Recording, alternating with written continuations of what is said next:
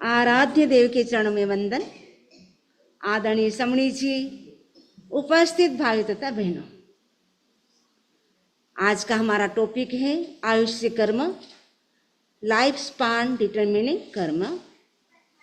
मैं अपनी बात एक स्टोरी से शुरू करूंगी क्योंकि बहुत ज़्यादा गरिष्ठ हो जाता है, थोड़ा ऊपर नमकीन चाहिए।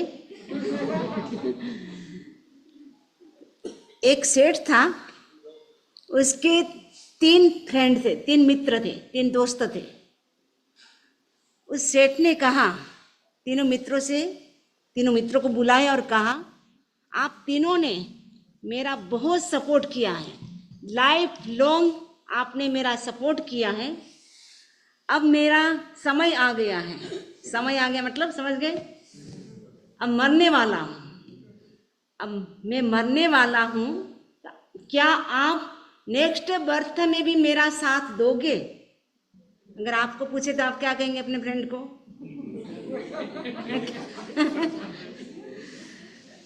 उस फर्स्ट जो फ्रेंड था उसने कहा सॉरी।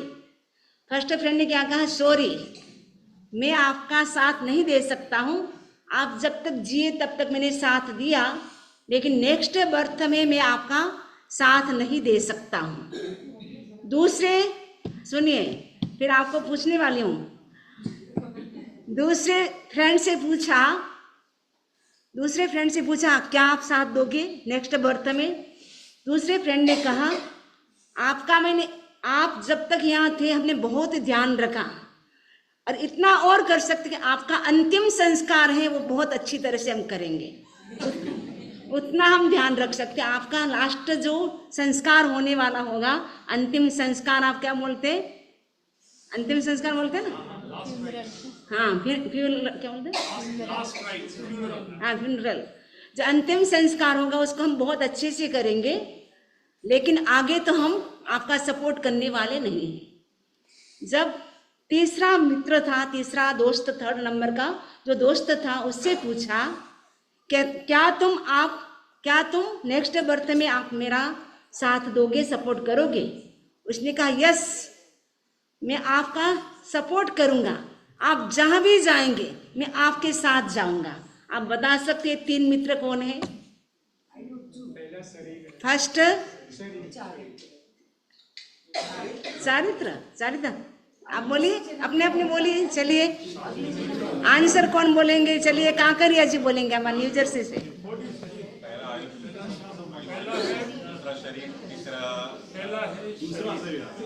चलिए पहला शरीर दोस्त,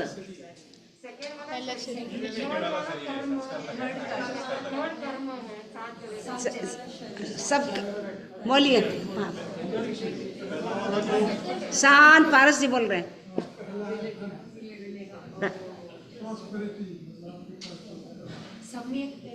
चलिए पारस जी काफी निकट है, तो पूरा राइट नहीं है। ओके, तो और किसी को आ रहा है आंसर? देवांग भाई। चलिए, 3rd इज कर्म, right. First is money, right, property. First friend है प्रॉपर्टी, मनी, क्योंकि मनी जब तक हम यहाँ हैं तब तक वो साथ देती है। जैसे आंख बंद करते हैं, मनी कहाँ जाती है? रह जाती है। हम किसके पीछे भागते हैं? मनी के पीछे, धन के पीछे या धर्म के पीछे? धन के पीछे भागते। पता है कि 24 आवर्स उसके पीछे भागते हैं। जो साथ में जाने वाला नहीं है उसके पीछे तो भागते हैं, जो साथ में जाने वाला उसके लिए I am busy, no time, सब बोलते ना, I am busy, very busy. तो आज से हमें क्या बोलना है? I am easy, not busy. हमारे पास टाइम नहीं है। टाइम नहीं किसके लिए बोला जाता है? जब व्यक्ति की मृत्यु होने वाली होती, डॉक्टर साहब क्या बोलते हैं सुनील जी? अब टाइम नहीं, ले जाइए, ऐसे बोलते हैं ना, टाइम नहीं, ले जाइए। तो हमें क्या करना है? आज से क्या बोलना है? बहुत हम इजी है। अब हम धन के पीछे समय नहीं लगाएंगे, धर्म के पीछे लगाएंगे। धन भी आपको जरूरत है, लेकिन जितनी आपको नीड है उतना आप करें, उसके पीछे भागे, लेकिन ज़्यादा आपको भागने की जरूरत नहीं है। कहा जाता है एक व्यक्ति अपनी लाइफ में जितना कमाता है उतना 30% ही भोग कर पाता है, 70% तो यही रह जाता है, मुश्किल से 30%, क्योंकि उसका लाइफ इतना बिजी होता है, वो खा भी नहीं सकता, सो भी नहीं सकता, कैसे मैं ज़्यादा से ज़्यादा धन कमाऊं, हाय पैसा करता रहता है, खा भी नहीं सकता है, सो भी नहीं सकता है, सपने भी धन के आते हैं उसके। तो फर्स्ट फ्रेंड हमारा है कौन सा? धन, वो हमारे साथ जाने वाला नहीं है। सेकेंड फ्रेंड कौन है? फैमिली। फैमिली अंतिम संस्कार करती है, अंतिम संस्कार करके घर आ जाती है। फैमिली जो होती है वो कहाँ तक साथ देती है? अंतिम संस्कार करके वो घर आ जाती है, थोड़े दिन याद करती है, रोते हैं, करते हैं, लेकिन वापस वही घोड़ा वही मैदान। और तीसरा फ्रेंड कौन है? तीसरा फ्रेंड कर्म। कर्म एक ऐसे हैं जो हमेशा जहां भी हम जाएंगे साथ रहेंगे। जैसा हम कर्म करेंगे नेक्स्ट बर्थ भी हमें वैसा ही मिलने वाला है। इसीलिए अभी से आपको फ्यूचर प्लानिंग बनानी है। किस किस ने फ्यूचर प्लानिंग बनाई है? फ्यूचर प्लानिंग बनाई है किसी ने? हाँ, क्या बनाई है? 200 साल जीने की हमारे राज भाई, हाँ 200 साल जीने की प्लानिंग बनाई। और किसी ने बनाई प्लानिंग? फ्यूचर प्लानिंग किस किस की है? क्या क्या बनाई बताइए। अंतिम समय कैसा होना वो बना दिया। चलिए, देवांग भाई ने क्या बनाई फ्यूचर प्लानिंग? आगे की चिंता करते रहते हैं। चिंता वो, लेकिन कई लोग करते हैं ना, मुझे 100 मिलियन इतने अरब डॉलर कमाने हैं, वो प्लानिंग करते हैं, लेकिन वो फ्यूचर प्लानिंग नहीं है, वो तो 20-30 साल की है। क्योंकि जो लंबी प्लानिंग है वो उससे भी फ्यूचर यानी नेक्स्ट बर्थ की, फ्यूचर का मतलब नेक्स्ट बर्थ की हमें प्लानिंग बनानी है कि नेक्स्ट बर्थ हमारा कैसा हो, हम ऐसा कोई काम न करें जिससे हमें नीचे जाना पड़े। आचार्य महाप्रज्ञ जी कई बार कहा करते थे, हमें मनुष्य भाव मिला है तो एटलीस्ट हम मनुष्य बने रहे, कम से कम हम नरक में न जाए, तिरंज गति में न जाए, ऐसा कोई काम न करे। तो ये जो आयुष्य कर्म है वो हमें क्या करता है? आयुष्य कर्म के कारण ही हम जीवित रहते हैं। आयुष्य कर्म जैसे खत्म होता है कोई भी बचा नहीं सकता है। कितना ही ट्रीटमेंट दे दो, कोई कितने डॉक्टर को बुला लो, चाहे अमेरिका से बुला लो, चाहे कहीं से भी बुला लो, कोई भी डॉक्टर हमें बचा नहीं सकता है। बचा कब सकता है? जब आयुष्य हमारा होता है। आयुष्य खत्म होने के बाद कोई भी हमें बचा नहीं सकता है। तो आयुष्य कर्म क्या करता है? हमें जिलाता भी है और मारता भी है। हर व्यक्ति जीना चाहता है, मरना कोई भी नहीं चाहता है, लेकिन अभी तक वैज्ञानिकों ने ऐसी कोई मेडिसिन शायद सर्च नहीं की है, निकालिए कोई मेडिसिन कि व्यक्ति अमर हो जाए, मरे नहीं। मरना कोई चाहता नहीं, फिर भी मरना पड़ता है। हमें आयुष्य पूरा हो जाता है इसीलिए मरना पड़ता है। जितना आयुष्य हम लेके आए हैं उतना हमें भोगना होगा। कोई भी आयुष्य पूरा किए बिना एक भव से दूसरे भव में जा नहीं सकता है, क्योंकि आयुष्य कर्म है वो क्या है? एक्सपायरी डेट के साथ हम आते हैं। जब हमारा जन्म हुआ तब से हमारी मृत्यु शुरू हो गई। एक्सपायरी डेट, आप चीज लेने के लिए जाते हैं ना, पटेल ब्रदर्स में जाते हैं, कास्को में जाते हैं, तो पहले क्या देखते हैं? एक्सपायरी डेट कहाँ तक की। आप दूध भी लेते हैं, कुछ भी चीज लेते हैं तो सबसे पहले क्या देखते हैं? एक्सपायरी डेट, ये कहाँ से कहाँ तक चलेगी। हमारी आत्मा पर भी क्या लिखी हुई है? Expiry date. आप इस बॉडी में यहाँ तक इतनी तारीख तक रह सकते हैं। कितनी तारीख तक रह सकते पता है किसी को? किसी को नहीं पता है?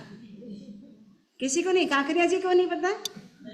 नहीं पता, किसी को भी नहीं पता कि हम कब तक इस बॉडी में रहेंगे। हमें पता नहीं है कब आ जाएगा, कब कॉल आ जाएगा। फिर कॉल आएगा, चलो 5 मिनट नहीं आपके पास, फिर क्या करोगे? आपको पता चले कि अभी ट्रेन छूटने वाली है, आपको पहले पता है, फिक्स है, तब तक आप आराम से पूरा सामान लगेज है वो पूरा पैक करके जा सकते हैं। लेकिन आपको पता ही नहीं है और अचानक कॉल आ गया कि आपको अर्जेंट काम है, फटाफट चलो 5 मिनट में, पूरा सामान ले पाएंगे? आधा छूट जाएगा, आधा ले पाएंगे। वैसे ही अगर हमने कुछ यहाँ कोई स्टॉक नहीं किया पुण्य का और अचानक हमें जाना पड़ेगा तो कहाँ जाएंगे फिर? इसीलिए अभी से हमें पुण्य का इतना स्टॉक कर लेना है कि लास्ट मोमेंट आए तो हमें कोई डर नहीं। नहीं तो लोगों को क्या होता है, लास्ट जब मोमेंट होता है डर लगता है, हाय मनुष्य भाव मिला, मैंने पूरा समय व्यर्थ गंवा दिया, मैंने कुछ नहीं किया अपनी लाइफ में, अब मेरा क्या होगा, अब मेरा क्या होगा, उसको पश्चाताप होता है। तो हमें पश्चाताप ना करना पड़े, हमें 24 आवर्स क्या रहना, अवेयर रहना है। किसके प्रति अवेयर रहना है? बॉडी के प्रति, आत्मा के प्रति। किसके प्रति रहना अवेयर? आत्मा के प्रति। बॉडी के प्रति हम बहुत अवेयर हैं। सुबह उठते ही स्नान करते हैं, मंजन करते हैं, नाश्ता करते हैं और ब्रेकफास्ट किया, उसके बाद डिनर लंच सब कुछ करते हैं, और उसके बाद भी कितना हम टेक केयर करते हैं अपनी बॉडी का, लेकिन अपनी आत्मा का हमें क्या ध्यान है? 24 आवर्स हमें आत्मा के प्रति अवेयर रहना है। तो हमें बैक ऑफ माइंड हमें आवाज रिंग बजनी चाहिए, ये आत्मा सावधान, कभी भी मौत आ सकती है, कभी भी आयुष्य का बंद हो सकता है। आप अपने घर में एक बोर्ड लगा लें, क्या लगाना है? ये आत्मा सावधान, कभी भी मृत्यु आ सकती है, कभी भी आयुष्य का बंद हो सकता है।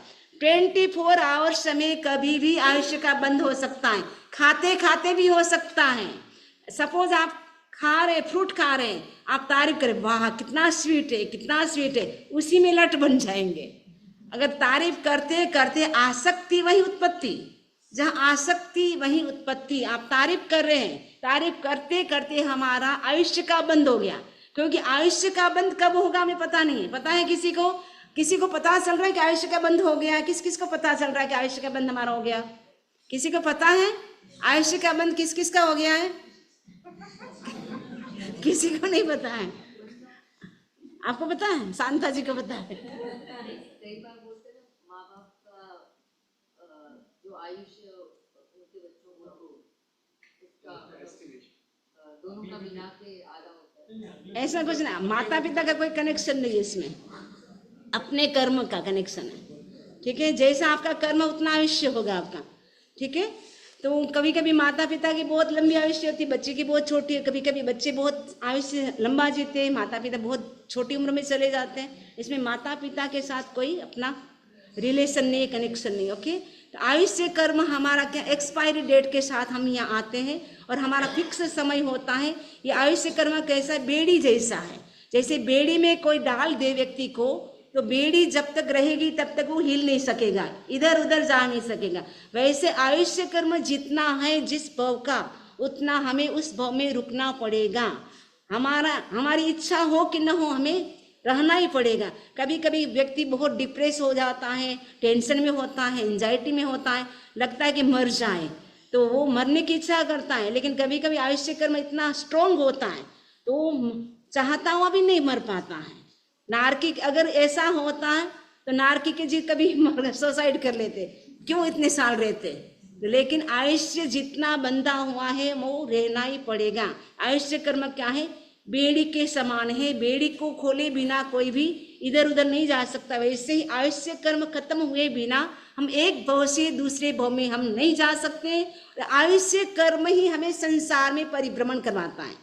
हम चारों गतियों में परिभ्रमण कर रहे हैं, उसका मेन कोज क्या है, आयुष्य कर्म।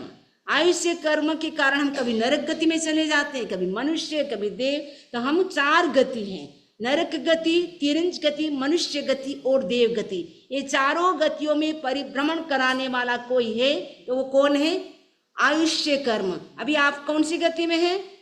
चारों गतियों में से मनुष्य गति में है। तो मनुष्य गति में है। ये चारों गतियों में से हमें, कई लोगों के मन में प्रश्न आता है कि हम कौन सी गति से आए। प्रश्न आपके मन में आता है कि हम कौन सी गति से आए? किस किस को आता है कि हम कौन सी गति से आए? बहुत सारे लोगों को ये प्रश्न आता है कि हम कौन सी गति से आए। इनका सिम्टम भी मैं आपको बताती हूँ। वर्तमान में केवल ज्ञानी नहीं है, अवधि ज्ञानी भी नहीं है, लेकिन सिम्टम से हम जान सकते हैं कि कौन जीव कहाँ से आया है। क्योंकि केवल ज्ञानी तो आपको डायरेक्ट बता सकते हैं, अवधि ज्ञानी भी बता सकते हैं, लेकिन डोंट वरी, आपको चिंता नहीं करनी है। सिम्टम मैं आपको बता रही हूँ। यदि आप में ये सिम्टम घटित हो रहे हैं, इसका मतलब है आप यह श्योर इस गति से आए हैं। तो सिम्टम क्या है, देव गति का सिम्टम क्या है, जो अच्छी धर्म आराधना कर रहा है, अपना एनालिसिस करते जा रहा है साथ साथ में कि हम कौन सी गति से आए हैं। जो अच्छी धर्म की आराधना करता है, जो भाग्यशाली है, निरोगी शरीर है जिसका, जिसको सपने भी, जो ड्रीम्स हैं वो भी बहुत अच्छे आते हैं, और जिसकी रीति नीति बहुत अच्छी है, यानी ऑनेस्टी के साथ काम करता है, बोलते हैं ट्रांसपेरेंटी, क्या बोलते हैं, हाँ ट्रांसपेरेंटी, उससे वो काम करता है। तो अगर आपको लगता है कि ये सारे लक्षण अगर सिम्टम आपके अंदर हैं, इसका मतलब है आप देव गति से आए हैं। सुनीता जी बोले मैं देव गति से आई हूँ। मनुष्य, अब मनुष्य का सिम्टम क्या है, जो निष्कपट यानी जो चीटिंग नहीं करता है, और जिसमें दया यानी कंपेशन है, जो दान में रहे, आगे सब में डोनेशन देने में आगे रहता है, मेरा डोनेशन फर्स्ट होना चाहिए, ठीक है, और सर्व स्वभावी है, यानी एक मन वचन काया की एक रूपता है, और समझदार हैं, होशियार हैं, यानी इंटेलिजेंस है, वो समझदार है, अंडरस्टैंडिंग उसका बहुत अच्छा है, ग्रास्पिंग पावर बहुत अच्छा है, और अपनी जो पांचों इंद्रियां हैं उसके ऊपर वो कंट्रोल कर सकता है। इसका मतलब है वो मनुष्य गति से आया है। तिरंज गति वाला अगर जीव है, वो आया है तिरंज गति से, वो क्या करेगा, कपट यानी कहेगा कुछ करेगा कुछ, ऊपर से मीठा मीठा बोलेगा, अंदर से छुरी चलाएगा, मुख में राम बगल में छुरी, वैसा होगा वो। और जिसमें ग्रीड ज्यादा होगी, भूख बहुत ज्यादा लगेगी, अगर भूख लगती बार बार खाने का इच्छा रहता है, बार बार किचन में जाते रहते, किचन में ढूंढते रहते क्या खाना, खाने की प्लानिंग बनाते रहते हैं। और आलस्य आता है, आलस्य किस में आता है, खाने में नहीं, धर्म करने में आलस्य आता है। प्रमाद करता है और बहुत ज्यादा खाता है, और ग्रीड ज्यादा है, इसका मतलब है वो तिरंज गति से आया है। नरक गति से आया वो कैसा होगा, जिसमें राग या द्वेष बहुत ज्यादा होगा, फैमिली के प्रति या किसी व्यक्ति वस्तु के प्रति बहुत ज्यादा राग होगा, अटैचमेंट ज्यादा होगा, या मतलब द्वेष ज्यादा होगा। और उसकी जो वाणी है, बोलने का तरीका वो एकदम अच्छा नहीं होगा, रफ होगा, मतलब अच्छा गुड लैंग्वेज नहीं होगी उसकी, एकदम रफ बोलेगा। और संगत भी उसकी जो होगी, दोस्ती होगी, फ्रेंड सर्कल होंगे, वो भी उनके वैसे ही होंगे। तो नरक गति वाला, उसमें क्रोध भी ज्यादा होता है, इसमें लिखा नहीं है, क्रोधी भी बहुत ज्यादा, गुस्सा आता है, बार बार गुस्सा, मिनट में गुस्सा आता है। तो बहुत ज्यादा अगर गुस्सा आता है, सीधे मुंह बात नहीं करता है, अगर पति पूछेगा तो पत्नी बोलेंगे ऐसे, मतलब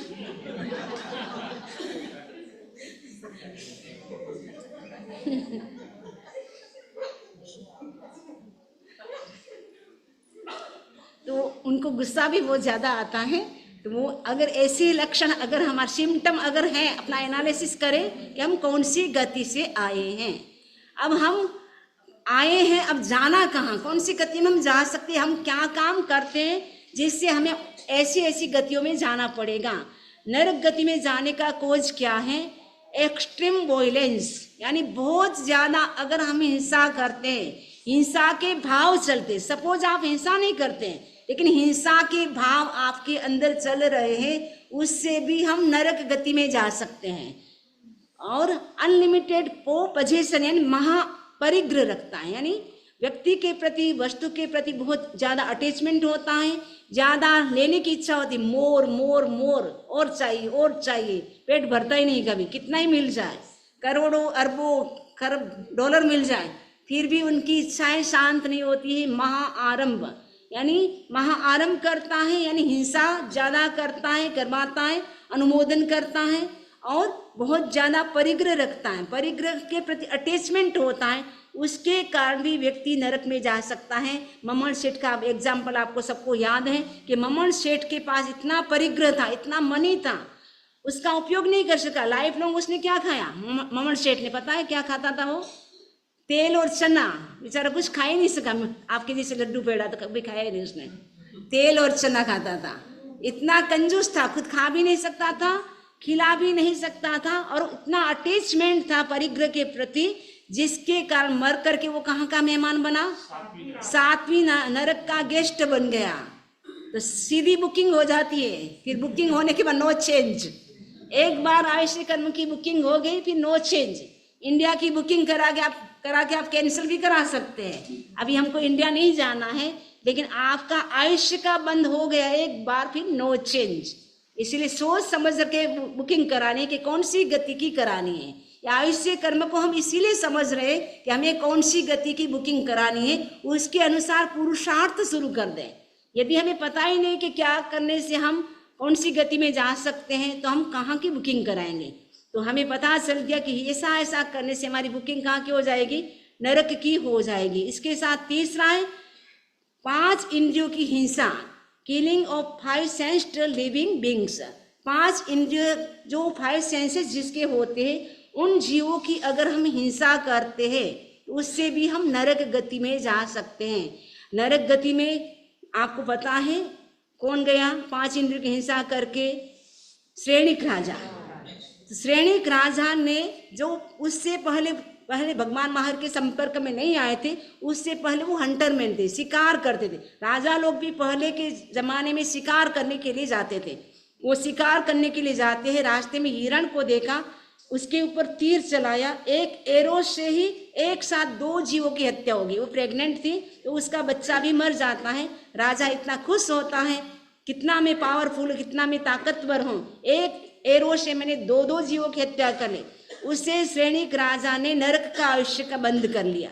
तो अगर हम पंचेंद्रिय जीवों की हिंसा करते, कई लोग अबॉर्शन कराते हैं, अबॉर्शन कराने से भी उसमें भी 5 इंद्रिय जीव हैं। कई लोग बोलते 3 महीना तक कुछ नहीं होता, अरे शुरू से ही जीव होता है, ऐसा नहीं होता कि 3 महीने के बाद वो जीव अंदर आता है। कई लोग वो ऐसे मानते कि 3 महीना तक समझ जी कुछ नहीं होता, वो लिक्विड फॉर्म में होता है, तो उसमें हमको पाप नहीं लगता है। शुरू से ही वो गर्भ कहीं से मृत्यु होकर के आपके अंदर आया है तो वो जीव ही होता है। अगर उसकी हम अबॉर्शन कराते, हत्या करते, तो वो उतना ही पाप लगता है। तो 5 इंद्रिय जीवों की हिंसा करने से भी नरक गति का आयुष्य बंद हो सकता है।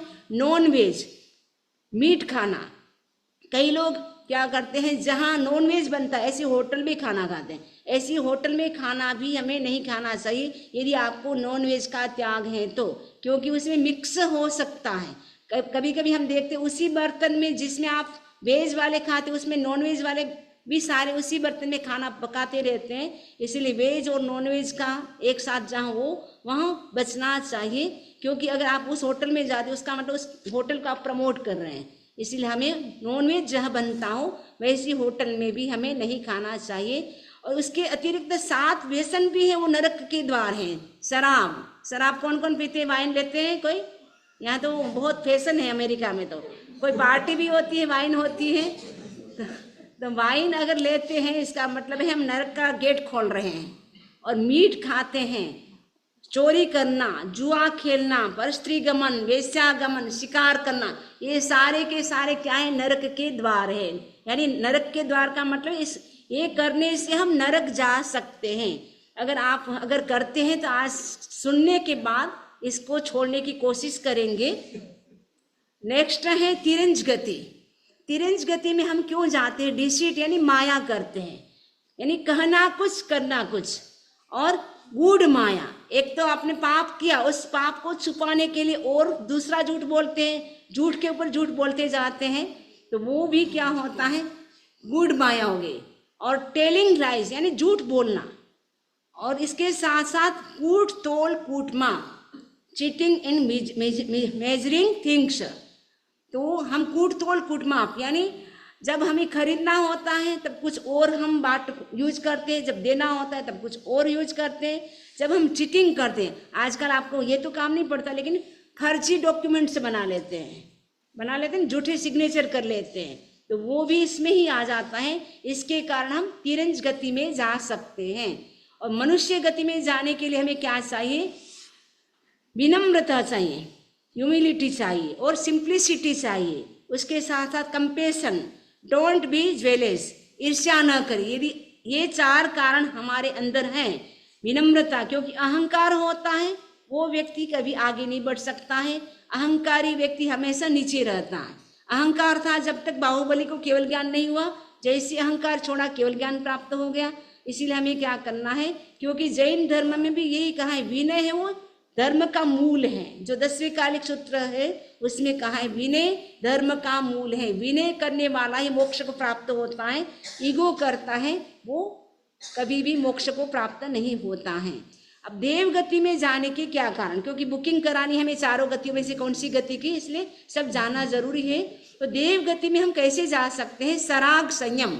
सराग संयम का मतलब अभी तक वीतराग नहीं बने हैं, अभी तक छद्मस्त हैं, अभी तक राग द्वेष हैं। साधु तो बन गए लेकिन अभी तक राग द्वेष है, कषाय हैं, जिसके कारण वो देव आयुष्य का बंद कर सकते। यदि वीतराग बन गए तो आयुष्य का बंद होगा? वीतराग के आयुष्य का बंद नहीं होता है। और आयुष्य का बंद किस किस के नहीं होता है? तीर्थंकर के नहीं होता। और किसके नहीं होता है? चरम शरीरी के नहीं होता है। जो भी चरम शरीरी होंगे उनके आयुष्य का बंद नहीं होगा। ठीक है, ये तो अभी छद्मस्त साधु हैं, इसीलिए उनका आयुष्य का बंद होगा, लेकिन साधु होगा वो देव गति में ही जाएगा। वैसे ही श्रावक के 12 व्रतों का आप पालन करते हैं, उससे भी देव गति का आयुष्य का बंद होता है। अकाम निर्जरा यानी आपकी इच्छा नहीं है भूख प्यास सहन करने की। सपोज आप वीजा लेने के लिए गए, बहुत लंबी लाइन है, आपको इतनी भूख लगी है, खाने की इच्छा हो रही है, लेकिन खा नहीं पा रहे क्योंकि इतनी लंबी क्यू है। क्यू में कभी कभी होता है ना, इतनी लंबी क्यू में खड़ा रहना पड़ता है, कभी प्यास लगती है, कभी भूख लगती है, कभी कभी ऊपर से धूप लगती है, ठंड लगती है, सब सहन करते, लेकिन आपकी इच्छा नहीं है, बिना इच्छा से आप सहन कर रहे हैं, इसलिए उससे आपकी अकाम निर्जरा तो होती है, उससे भी देवगति का आयुष्य बंद हो सकता है। बाल तप अर्थात अज्ञान युक्त तप, कभी कभी होते हैं तापस लोग होते हैं पंचांगनी तप करते हैं, कभी कभी पैर ऊंचे सिर नीचे लटक करके वो साधना करते हैं, उससे उनका उद्देश्य मोक्ष का नहीं है, केवल उनका उद्देश्य है स्वर्ग के सुखों को प्राप्त करना, उसके लिए वो तप करते हैं। तो वो अज्ञान युक्त तप है, वो बाल तप है, उससे भी हम देवगति का आयुष्य का बंद कर सकते हैं। अब प्रश्न यह है कि कौन कब आयुष्य का बंद करता है? 4 गति के जीव हैं, उनमें से कौन कब आयुष्य का बंद करता है? तो कर्म भूमि के जो मनुष्य हैं, तिरंज हैं, वो क्या करते हैं, जब लाइफ स्पान जितना है, सपोज 60 साल का है, लेकिन यहाँ तो 60 साल से ज़्यादा वाले हैं तो 90 साल का, सपोज आपका 90 साल का आयुष्य है, तो आयुष्य का बंद कब करेंगे? 60 जैसे कंप्लीट हो गया, सपोज आज 16 जनवरी है, आज मुझे 60 ईयर कंप्लीट हो गए, तो आज ही आयुष्य का बंद हो जाएगा, शुरू बंद होगा। अगर आज नहीं हुआ तो वापस 1/3 वापस 2/3 बीत जाएगा, बाद में कितना बचा? 90 में से 60 गए, कितने बचे? 30 बचे, उसके 10 10 10 तो 10 10 10 2 बीत गए, 2/3 बीत गया, 1/3 रहा, यानी कितना रहा? 1/3 10 साल रहा, 10 साल में भी नहीं हुआ, उसका भी 2/3 बीत गया, कितना रहेगा? 3 साल 3.3 उतना बाकी रहेगा, उस समय भी नहीं हुआ तो क्या होगा? लास्ट में जब अंतर मुहूर्त आयुष्य बाकी होगा, उस समय अवश्य ही आयुष्य का बंद होगा, क्योंकि जब तक आयुष्य का बंद नहीं होता है तब तक जीव दूसरी गति में नहीं जा सकता है, नो एंट्री। कई लोग बोलते हैं ना, बेचारे को अभी तक गति नहीं मिली, भटक रहा है। अरे गति तो मिले बिना जा ही नहीं सकता है। कई बोलते हैं ना, भूत बन ज्ञान, प्रेत बन ज्ञान, बेचारी आत्मा भटक रही है, उसकी आत्मा भटक रही है, उसकी अभी तक गति नहीं मिली है। आपको ऐसी प्रेयर करो उनको गति मिल जाए। कई लोग आते हैं, उनको भटक रहे वो, तो वो गति मिली है उनको, वो प्रेत आत्मा की गति मिली है। तो लेकिन गति मिले बिना, आयुष्य का बंद हुए बिना हमारी नेक्स्ट गति नहीं हो सकती। जो देव गति के जीव होते, नरक गति के जीव होते, वो 6 मंथ जब बाकी रहता आयुष्य का, तब वो आयुष्य का बंद करते हैं। असंख्यात वर्ष वाले योगलिक, असंख्यात वर्ष वाले जो मनुष्य तिरंज होते हैं, वो भी आयुष्य का जब 6 मंथ बाकी रहता है, उस समय वो नेक्स्ट बर्थ का आयुष्य का बंद करते हैं। और हम कौन से भूमि के मनुष्य हैं? कर्म भूमि के या कर्म भूमि के? कर्म भूमि के। तो हमारा आयुष्य का बंद कब होता है? 2/3 जब बीत जाएगा, फिक्स है वो, तो फिक्स है कि 2/3 बीतेगा, उसके बाद ही आयुष्य का बंद होगा। यानी जितना आयुष्य लेके आए वो पता नहीं है हमें, हम कितना आयुष्य लेके आए पता है किसी को कि हम कितना आयुष्य लेके आए हैं? किसी को नहीं पता है। लेकिन 2/3 बीतेगा, 1/3 बाकी रहेगा, तब ही आयुष्य का बंद होगा, उससे पहले आयुष्य का बंद नहीं होगा, ये फिक्स है। लेकिन कब होगा वो फिक्स नहीं है, कभी भी आ सकती है। इसलिए भगवान क्या कहते हैं? समयम गोयम मापमाय, कभी भी आ सकती है। कब कहाँ से आएगी, कब आएगी वो मालूम नहीं है, लेकिन आएगी, जरूर आएगी। 24 आवर्स में से कभी भी मौत आ सकती है, कभी भी आयुष्य का बंद हो सकता है। तो आयुष्य कर्म है वो 2 प्रकार का होता है, एक सोपक्रम होता है, एक निरुपक्रम होता है। सोपक्रम का मतलब ब्रेकेबल लाइफ स्पान, यानी टूट सकती बीच में, निरुपक्रम आयुष्य का मतलब है अनब्रेकेबल लाइफ स्पान, यानी बीच में निमित्त मिलने पर भी वो टूटती नहीं है, वो निरुपक्रम आयुष्य होती है। और कई कारण ऐसे मिलते हैं जिसके कारण जो स्वोपक्रम आयुष्य होती है वो टूट जाती है। सपोज यहाँ से गए, एक्सीडेंट हो गया, अचानक व्यक्ति की मृत्यु हो जाती है, कभी अटैक आ गया, कभी फूड पॉइजन हो गया, कभी कुछ हो गया, उससे क्या होती है, अचानक व्यक्ति की मृत्यु हो सकती है। आयुष्य कर्म की विशेषता क्या है कि वो एक बार बंधता है, इट इज फिक्स्ड, वो फिक्स हो गया। बाकी कर्म तो कहा जाता है ज्ञानावरणीय, दर्शनावरणीय, वेदनीय, मोहनीय, हम अपनी लाइफ में करोड़ों बार बांधते हैं।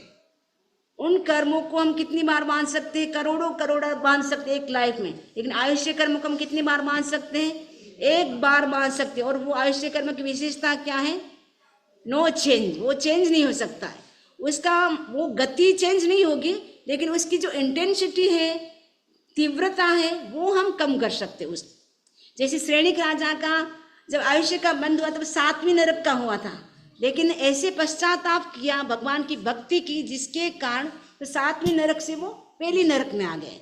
गति चेंज नहीं हो सकती, जिस गति का आयुष्य बंद हो गया उसमें तो जाना पड़ेगा। लेकिन बाद में आप पश्चाताप करते हैं और बाद में आप धर्म ध्यान करते हैं, उससे आपकी जो इंटेंसिटी होती है वो कम हो जाती है, जिसके कारण वो जो 33 सागरोपम का बंधा था वो मात्र कितना रह गया, श्रेणिक राजा का आयुष्य कितना रह गया, किसी को पता है? 80 to 90,000, 24,000, सॉरी 84,000, 84,000, 84,000। आप बोले पर फिक्स नहीं बोला, 84,000। ओके, तो उसके बाद तो अच्छा हो गया उनका, नेक्स्ट में तो तीर्थंकर बनने वाले, लेकिन उन्होंने जीवों की हिंसा की, पंचेंद्रिय जीवों की हिंसा की, उसके कारण उनको नरक में जाना पड़ा। तो समझ में आ रहा है ना कि नरक में जाने का कारण क्या बना, पंचेंद्रिय जीवों की हिंसा की, इसलिए उन्होंने पाप किया, उसको तो उनको भोगना ही है। लेकिन पश्चाताप किया, भगवान की भक्ति की, जिसके कारण उनका कर्म का बंधन कम हुआ, 7वीं से वो पहली नरक में आ गए, लेकिन गति नहीं चेंज हुई। अब ऐसा नहीं कि इतनी भक्ति कर ली तब देव बन जाएंगे, ऐसा नहीं, उन्होंने बहुत कोशिश भी की, ट्राई बहुत की, लेकिन एक भी उपाय उनका सक्सेस नहीं हुआ। ओके, नेक्स्ट है अल्प आयुष्य। कभी कभी हम देखते हैं किसी किसी का आयुष्य बहुत लंबा होता है, किसी का बहुत कम होता है, इसका क्या कारण है? आपके मन में प्रश्न होता है ना, कभी कभी दादा बेटे होते, पोता चला जाता है, होता है ना, छोटे छोटे बच्चे चले जाते हैं, माता पिता बैठे हैं, उनकी सामने बच्चे ज्यादा, कितना दुख होता है। उसका कारण क्या है, पास्ट लाइफ में हमने जीव हिंसा की है, या झूठ बोले हैं, या साधु साध्वी जी को दोष युक्त आहार दिया है, उसके कारण भी हमारा अल्प आयुष्य बनता है। यानी हमारी गति, मनुष्य बनेंगे तो हम 2 महीने 3 महीने में, या 2 साल 2-3 साल में हम चले जाएंगे, या ऐसा जन्म होगा कीड़ी मकोड़े मच्छर होते फटाफट मर जाते, ऐसे स्थान में हमारा जन्म हो जाएगा। हिंसा करने से, झूठ बोलने से, साधु साध्वी जी को दोष युक्त, यानी आपको जो पसंद नहीं है वैसा आहार देते हैं तो भी होता है। जैसे नागश्री ब्राह्मणी थी, उसने क्या किया था, मांस कमल के तपस्वी को कड़वा तुम्बा का आहार दिया, जिसके कारण उसको नरक में जाना पड़ा। अशुभ आयुष्य का बंध हो गया, वो अशुभ में आएगा, अल्प नहीं। तो दीर्घ आयुष्य होता है, 2 प्रकार का होता है, शुभ और अशुभ। मैंने एक शुभ आयुष्य जो लंबा है, वो आप सपोज सर्वार्थ सिद्ध विमान में चले गए तो शुभ आयुष्य है, और लंबा आयुष्य भी है। और 7वीं नरक में चले गए, अशुभ आयुष्य, नरक गति और तिरंज गति का आयुष्य कैसा माना जाता है, अशुभ माना जाता है। तो वो 7वीं नरक में गए, 33 सागरोपम का आयुष्य मिला, तो वो अशुभ आयुष्य है। ओके, और अशुभ दीर्घ आयुष्य बंधने के भी वही कारण है, हिंसा करना, झूठ बोलना और अशुद्ध आहार देना। यहाँ पे आएगा नागश्री का एग्जाम्पल, अशुद्ध आहार दिया था उसने, अमनोज्ञ आहार दिया था, जो साधु को नहीं देना चाहिए, वैसा आहार देने से नागश्री मर करके 6ठी नरक में जाती है। इसीलिए हमें कभी भी साधु साध्वी को, जो आपको पसंद नहीं है, जो फेंकने की चीजें, वो चीजें कभी भी नहीं देनी चाहिए। और शुभ आयुष्य कैसे बनता है, उसका विपरीत, यदि हम अहिंसा का पालन करते हैं, सत्य बोलते हैं, साधु साध्वी जी को नमस्कार करते हैं, उनको दान देते हैं, उससे हमारा दीर्घ आयुष्य बनता है। आपको पता है पास्ट लाइफ में संगम ने क्या किया था, संगम ने क्या किया था, साधु को शुद्ध दान दिया, जिसके कारण उसके शुभ आयुष्य का बंध हुआ, मनुष्य गति का। और जो जीर्ण सेठ थे उनकी इच्छा थी मैं भगवान महर्षि स्वामी को दान दूं। तो प्रतिदिन 4 महीने तक कंटिन्यू भावना भाता रहा, प्रभु पधारो, आपका जब भी पालना हो मुझे गोश्री का लाभ दो, दान देने की इच्छा है मेरी। लेकिन प्रभु तो पालना 4 महीने का कंप्लीट हो जाता है, 4 महीना चौमासी तक पूरा होता है। प्रभु जाते हैं गोश्री के लिए, चलते चलते पूर्ण सेठ का घर आता है, उनके घर घुसे, उनके घर पधारे। और पूर्ण सेठ तो इतना अभिमानी था पैसे के कारण, अपनी राशि को कहते हैं कोई भिखारी है उसको कुछ दे दो, मतलब भगवान पधारे, उनको बोले ये भिखारी है इसको कुछ दे दो। लेकिन जो तीर्थंकर जब भी पालना करते हैं उनका प्रभाव होता है, अतिशय होता है। देवता लोग पंच दिव्य की वर्षा करते हैं, तो देव दुंदुभी बजती है उस समय। तो देव दुंदुभी जब बजती है तब जीर्ण सेठ ने आवाज सुन ली। उसको लगता अरे वो व्यक्ति कितना भाग्यशाली, उसके हाथ से प्रभु ने आहार किया है, मैं कितना मतलब कम नसीब वाला हूँ, मैं इतनी भावना भाता था लेकिन मेरे घर पर प्रभु नहीं पधारे। तो इतनी भावना भाने से उनके 12वें देवलोक का आश्रय बंद हो गया। भगवान कहते हैं भगवती सूत्र में, गौतम यदि उनको देवदुंदु की आवाज न सुनाई देती तो 7 लव जितने टाइम अगर मिल जाता, यानी 7 सेकंड जितना टाइम भी मिल जाता, तो केवल ज्ञान केवल दर्शन हो जाता। भावना भाने से शुभ दीर्घ आयुष्य का बंध भी कर सकते हैं और केवल ज्ञान केवल दर्शन भी प्राप्त कर सकते हैं। आयुष्य बंध जब हमारा होता है तो 6 बातें फिक्स हो जाती है। गति फिक्स हो जाएगी कि आपको कौन सी गति में जाना है, बिना आप फिक्स हुए नहीं जा सकते। जाति भी फिक्स हो जाएगी, आप 1 इंद्री बनेंगे, 2 इंद्री वाले बनेंगे, 3 इंद्री बनेंगे, 4 इंद्री, 5 इंद्री। आपका ड्यूरेशन कितना होगा, आप वहाँ पे कितने टाइम तक आप जिएंगे, वो भी फिक्स हो जाता है। आपकी हाइट बॉडी कितनी होगी, कई लोग बहुत हाइट होती है, किसी के बहुत कम होती, वो आयुष्य जब बंधन उसी समय फिक्स हो गया कि मेरी हाइट इतनी ओछी होनी थी इसलिए मैं इतनी ओछी हो गई।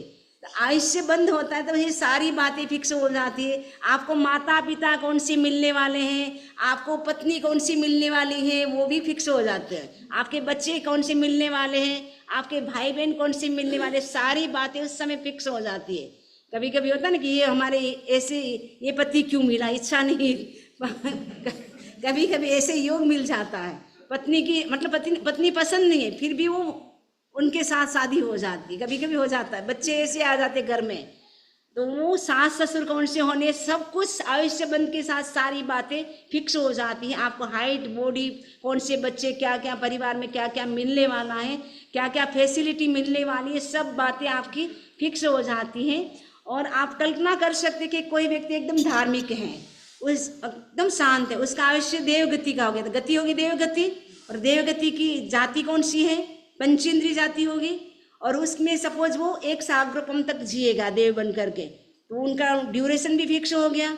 और उनको अनुभाग यानी वहाँ देवगति में जन्मा है, इसके लिए उसको सब कुछ हायर लेवल का सब चीज़ मिलेगी, सब फैसिलिटी के उसको साधन मिलेंगे।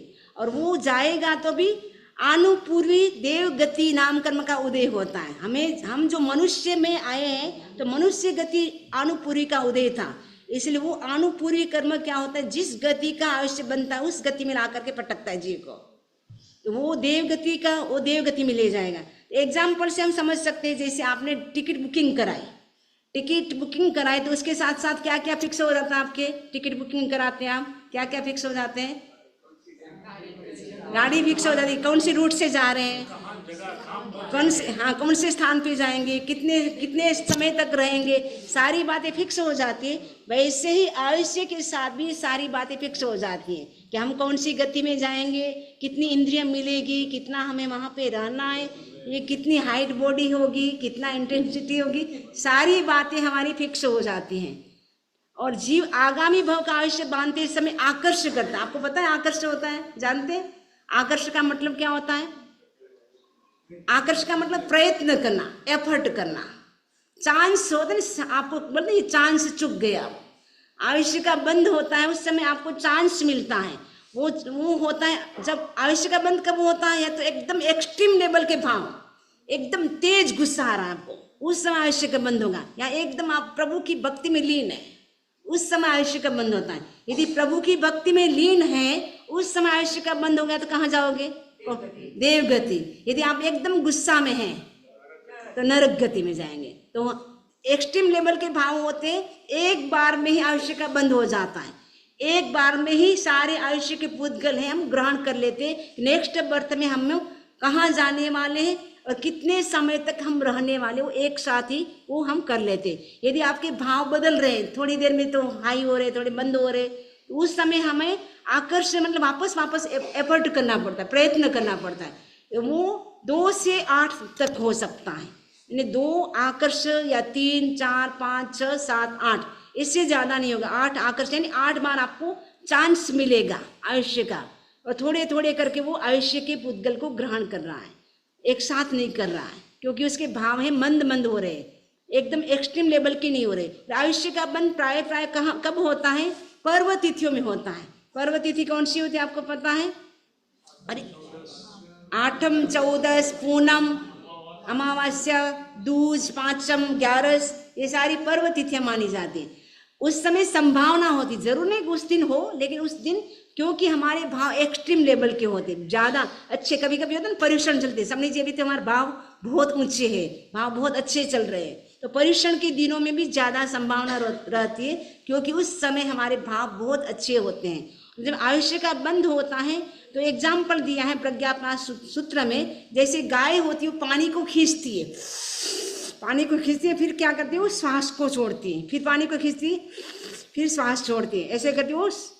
वैसे ही जीव भी क्या करता है, आयुष्य के पूतगल को ग्रहण करता है, फिर वो मंद हो गया वापस छोड़ दिया, फिर प्रयत्न वापस करता है, फिर वापस छोड़ देता है, फिर वापस प्रयत्न करता है, ऐसे करके 2 से 8 बार वो कर सकता है। और अंतर मुहूर्त में तो हमारा आयुष्य का बंध हो जाता है। अंतर मुहूर्त 2 सेकंड का, 2 समय का भी हो सकता है, 3 समय का भी हो सकता है, और हाईएस्ट अंतर मुहूर्त कितना होता है? 2 समय से लेकर के 48 मिनट में 1 समय कम वो होता है अंतर मुहूर्त। उतने में तो हमारा आयुष्य का बंध हो जाएगा, लेकिन कब होगा वो हमें मालूम नहीं है। हमारा हो गया है वो भी मालूम नहीं, जब हमारा आयुष्य का बंध होता है वो भी हमें मालूम नहीं पड़ता है।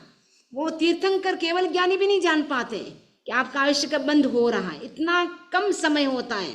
आयुष्य का बंध हो गया है, आयुष्य कितना बाकी वो जान सकते हैं। जैसे 10 वैकालिक सूत्र, उसकी रचना किसने की? आचार्य संयंभव। आचार्य संयंभव ने की, अपने बेटा जो मनक था उसके लिए की थी। उनको ये पता नहीं कि आयुष्य का बंध कहाँ हो रहा है, कब हो रहा, वो नहीं पता, लेकिन इसका आयुष्य अब 6 महीना बाकी है, कितना बाकी वो बता सकते हैं, लेकिन आयुष्य का बंध कब होगा, क्या कब हो रहा है वो जान नहीं सकते। विशिष्ट ज्ञानी भी नहीं जान सकते, हम तो कैसे जान सकते हैं? अपना आयुष्य हम खुद बांध रहे, अभी मेरा आयुष्य बंध रहा है तो भी मेरे को पता नहीं है, ठीक है ना। अभी सब आपके इतने अच्छे भाव चल रहे हैं, अभी सपोज किसी का आयुष्य का बंद हो रहा है तो श्योर सबकी क्या गति होने वाली है? देव गति होने वाली है।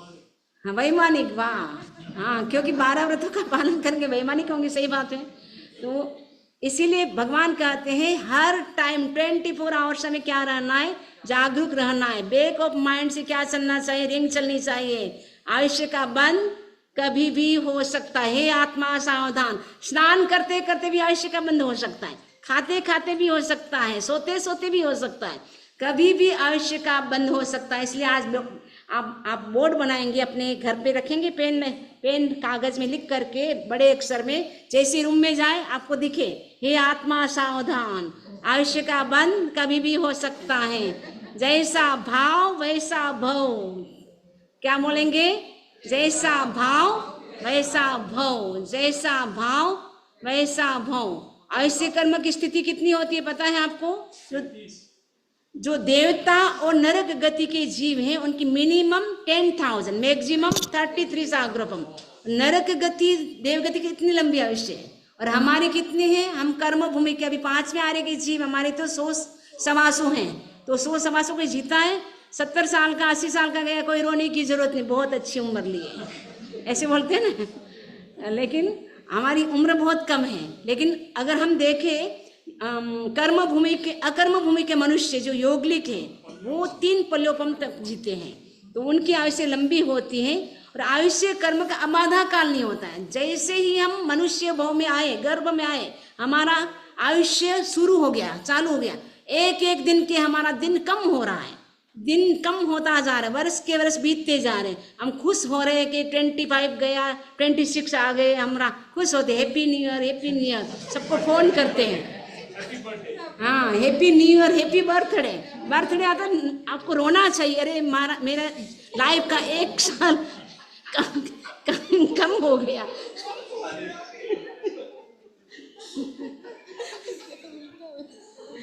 लेकिन हम हैप्पी बर्थडे मनाते हैं, फ्रेंड पार्टी करते हैं, सबको बुलाते हैं, केक काटते हैं, कोई रहने जैसे नहीं बुलाते होंगे, बाकी तो करती है। तो इसलिए आयुष्य जब हमारा बर्थडे होता है उस समय हमें उस दिन उपवास करना चाहिए और साथ में पोषण करना चाहिए, क्योंकि दुख हो रहा है ना कि 1 साल कम हो गया, लाइफ का 1 साल कम हो गया। तो हमें खुश नहीं होना उस दिन, हमें संकल्प लेना है, साधु साधी जी के दर्शन करें, सामणी जी के दर्शन करें, एक नया संकल्प करें, वो करें। लेकिन पार्टी बुलाना और पाप कर रहे हैं, पाप तो आपके चल रहे, इसलिए हम संसार में परिभ्रमण करें। लेकिन हैप्पी बर्थडे के दिन हम नवकार मंत्र की माला करें, सामायिक करें, जो कर सकते, उपवास नहीं करे सब कोई बात नहीं, जो भी कर सकते करें। लेकिन आयुष्य कर्म का अबाधा काल नहीं होता है, वो तुरंत ही शुरू हो जाता है। जैसे ही हमारा ये आयुष्य पूरा होगा और हम सबको देव गति में गए, अच्छे कर्म किए, क्योंकि जैसी गति वैसी मति, जैसी मति वैसी गति, जलने से मरे तलने से उपजई। भगवती सूत्र में कहा है कि जिस लेस्या में जीव की मृत्यु होती है उसी लेस्या में उत्पन्न होता है, वैसी आपकी मति हो जाएगी। लास्ट टाइम में आपको धर्म नहीं अच्छा लगेगा, क्योंकि आपकी गति बिगड़ चुकी है। आपने लाइफ लॉन्ग धर्म किया, लेकिन जब आयुष्य का बंद हो रहा था उस समय आप नेगेटिव थॉट्स में थे, आप गुस्सा में थे, वासना में थे, उस समय आयुष्य का बंद हो गया था, आपने लाइफ लॉन्ग धर्म किया, लेकिन क्या हो गया। आप कहा जाता ना, आप साल भर पढ़ते उसका महत्व नहीं है, एग्जाम आप कैसे देखे आते उसका महत्व है। रिजल्ट किसके आधार पे आएगा, साल भर पढ़ेंगे उसके आधार पे आएगा, या आपने एग्जाम में क्या लिखा है, एग्जाम में क्या लिखा है उसके आधार पे रिजल्ट आएगा। वैसे ही आपने जीवन पर आपने बहुत काम किया, बहुत अच्छा काम किया, तो बहुत धर्म ध्यान किया, लेकिन थोड़ा सा समय आपके भाव बिगड़ गए तो भाव भी बिगड़ गया। इसीलिए हमें सावधान, ये आत्मा सावधान, हमेशा हमें क्या करना है, रिंग बजानी है, बेक ऑफ रिंग बजनी चाहिए। और जैसा भाव याद रखना है, जैसा भाव वैसा भाव, जैसा भाव वैसा भाव, जैसी गति वैसी मति हमारी हो जाएगी। इसलिए हमें सावधान रहना है। आयुष्य कर्म की स्थिति आपको पता चल गई। और इसके बाद अशुभ आयुष्य, अब जो अशुभ आयुष्य हम अगर हमें दुर्गति में नहीं जाना है, उसके लिए हमें क्या करना है, सम्यक दर्शन प्राप्त करना जरूरी है। सम्यक दर्शी होते हैं उनकी दुर्गति नहीं होती है, और जो 12 व्रतों का पालन करता है उसकी भी दुर्गति नहीं होती है। जिसमें कंपेशन होता है, जिसमें क्षमा होती है, नम्रता होती है, सरलता होती है, संतोष होता है, वो भी दुर्गति में नहीं जाता है। उसके साथ जो सामायिक करता है, रोज पोषण, रोज तो पोषण नहीं कर सकते लेकिन महीने में 6 बार कर सकते हैं। 6 बार नहीं करें, एटलीस्ट महीने में 1 बार करें। हमारे अभी लास्ट स्वाध्याय में मैंने पोषण पे लेक्चर दिया था, तो हमारे 8-10 भाई तैयार हो गए थे। हम एवरी लास्ट मंथ जब होगा, महीने का एंडिंग होगा, हम जरूर आप पोषण करेंगे। अब कितना निभाएंगे पता नहीं मुझे, लेकिन संकल्प किया है, जरूर किया। तो पोषण एटलीस्ट महीने में 1 बार करना है। भगवान के श्रावक थे, आनंद आदि श्रावक, वो तो महीने में 6 पोषण करते थे, जिसके कारण 1 भवतारी बन गए। अगर आपको 1 भवतारी बनना है, जल्दी जल्दी आपको मोक्ष की टिकट बुकिंग करना है, तो आप महीने में 6 बार पोषण करें शुरू। ओके। उसके साथ साथ अशुभ आयुष्य कर्म बंध का आपको बताया था, पर्व तिथि होती, उस दिन हमें विशेष ध्यान रखना है, सावधान रहना है कि आज हम वो तूज है, पांचम में आज हम अच्छे भाव में रहेंगे, कोई किसी की क्रिटिसाइज नहीं करेंगे, निंदा नहीं करेंगे। जिसमें ज़्यादा पाप हो रहा है वैसी एक्टिविटीज़ भी उस दिन हम नहीं करेंगे। उस दिन होता है ना, लोन नहीं करेंगे, कपड़े नहीं धोएंगे, वो आप बच सकते हैं। पर्व तिथि में हम कैसे हम अच्छे भाव में रहे, वो ध्यान रखना है। और साथ में नवकार मंत्र की माला करें, 12 भावना का चिंतन करें, आत्मचिंतन करें। आपको ये डेली आपको प्रैक्टिस करना है। तो नवकार मंत्र की माला तो कर ही सकते हैं। नवकार मंत्र की माला करते करते आयुष्य का बंद हो गया तो क्या होगा, देवगति हो जाएगी, जानते सब है। ठीक है, आत्मचिंतन करना, यानी अपना इंटरव्यू लेना है, सेल्फ इंटरव्यू लेना है। पूरे दिन में मैंने क्या क्या पाप किया, कल मैं कितना बच सकता हूँ, सेल्फ इंटरव्यू लेना है। ये डेली आपकी प्रैक्टिस है। लास्ट में मैंने पहले ही बोल दिया था, जैसा भाव वैसा भव। तो शुभ भाव जितना होता है शुभ आयुष्य का बंध होता है, हम अशुभ आयुष्य यानी नरक गति तिरंज गति से हम बच सकते हैं। टाइम हो गया पूरा, इसलिए हमें मनुष्य भाव मिला है, हमें व्यर्थ नहीं गंवाना है, ठीक है। और अगली आयुष्य का बंध हमारे विचारों पर, वर्तमान के जो हमारा जैसा नेचर है वैसा फ्यूचर होगा, जैसा नेचर वैसा फ्यूचर, जैसा नेचर वैसा फ्यूचर होगा। तो अपना देख ले कि कैसा नेचर है मेरा, ठीक है। तो जैसा नेचर होगा, जैसे आज के एक्शन है वो फ्यूचर का क्या बनेगा, रिएक्शन बनेगा, वैसा आपको फल मिलेगा। फिर रोने से कुछ होगा नहीं, इसलिए बोल कहा जाता है बंद समय चित्त चेतिए ઉદય સો સંતાપ। જ્યારે કર્મ આપણે બાંધીએ ત્યારે વિચાર કરવાનો, પછી ઉદયમાં આવે પછી રોવાથી કાંઈ પણ ન થાય, रोने से कुछ नहीं होगा। जब उदय में आ गए कर्म तब तो हंसते हंसते भोगना पड़ेगा। आओ वेलकम वेलकम